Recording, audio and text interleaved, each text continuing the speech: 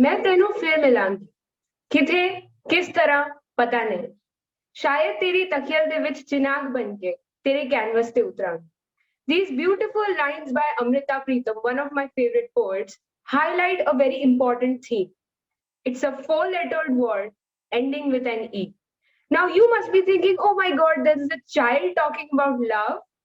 Well, no, not that, not life.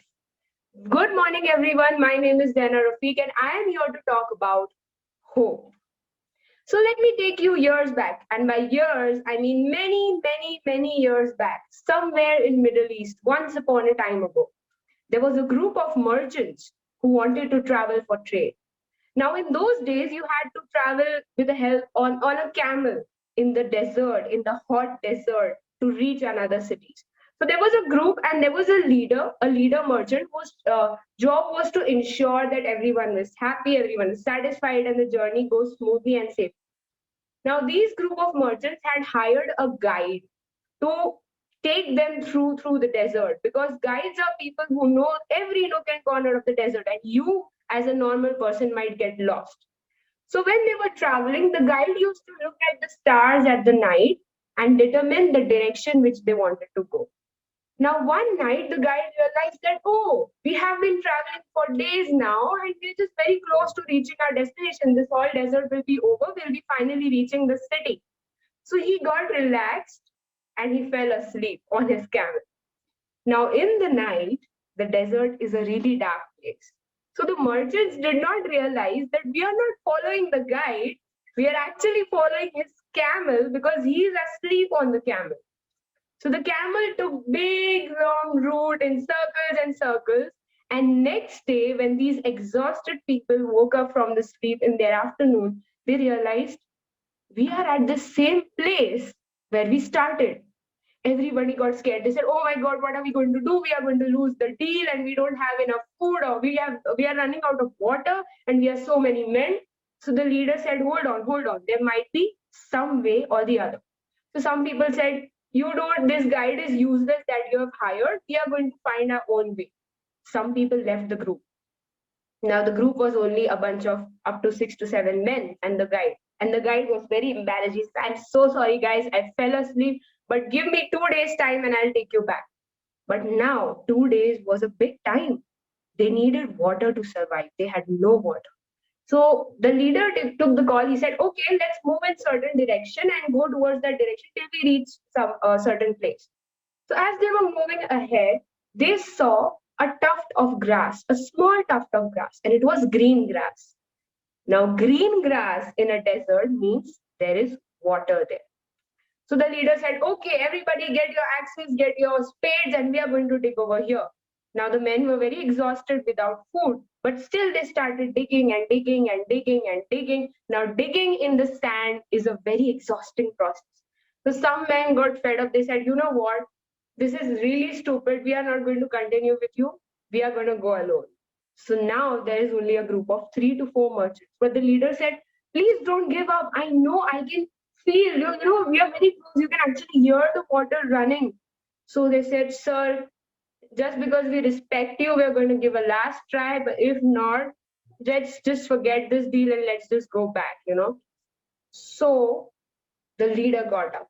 He took up his axe and put a sharp blow. And there was a spring of water in the middle of the desert. The men were happy. They filled up their water bottles. They gave water to their camels who were also exhausted, and they started their journey. The water was enough to sustain them for 2 days. The guide found them a way, and they reached their destination, and the deal was a success. Now, those people who had already given up, they could not be a part of the deal. They did not lose hope. Hope is the one thing that kept that going. No, there will be water here. We are going to find water and we are going to reach at the destination. Now, let me give you a current example.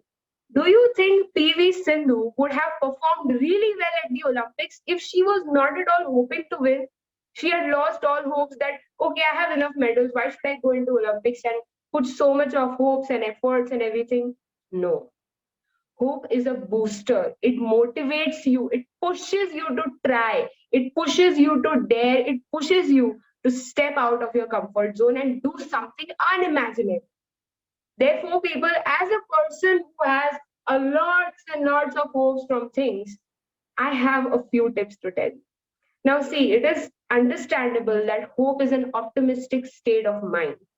You hope something obviously good for you in the future, in the near future, or in the present as well. But it is to be understood that not all hopes are satisfied. Some of them might turn into disappointments. So I have just two things to tell you. First, hope, don't expect. Now, there is a fine line between the two. Expectations are more objective and more materialistic, as in, I want good marks, I want a car, I want a house, I want to marry someone really good, I want to get that promotion, I want this, I want that. But hope is something which is very subjective. It is abstract. It has nothing to do with the material things of the world. And when you expect, chances are you might get disappointed if you don't get those things. But hope will ensure that you go on and on.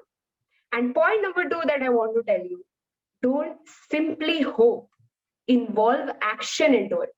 So there was one king who wanted to rule the world. He wanted to conquer all the kingdoms around, but he would barely step out of the castle. He would not ride his horse to the war. He would not step down to the streets.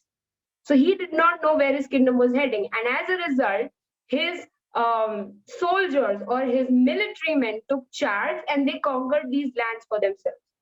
If you sit in a corner not studying at all and you still hope to get 100% marks, that's not going to happen. So hoping is good, but you have to work hard till you deserve what you hope. So I hope that my message of hope has been hopefully conveyed to you. And I do not mean to bring down on your hopes. Keep hoping, keep going. Thank you and have a nice day.